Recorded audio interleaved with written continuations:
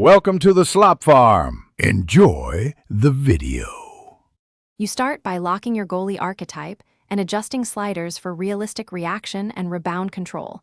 This primes consistency. Once done, position yourself on the paint and skate to maintain a 45 degrees angle to the puck carrier so you cut shooting lanes. Make short, decisive butterfly saves with C. Hold the edge to seal low shots, then use the poke stick for loose pucks. This reduces rebounds and forces opponents to reset, rather than score on second-chance attempts. You keep active eyes on stick position and body weight to predict shot type. Anticipating a snapshot versus a slap shot gives you an extra half-second. Then mix inputs. Use poke for screens, blocker push for high glove threats, and quick VH pushes to change angles. This prevents overcommitment.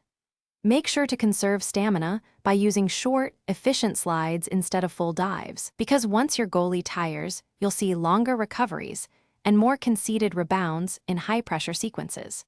You finish sequences by prioritizing rebound control. Either freeze and cover when possible, or play the puck quickly to eliminate second-chance opportunities.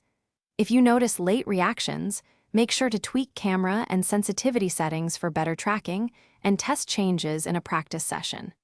When problems still happen, drill breakaway timing and consciously reset your tendencies after every goal.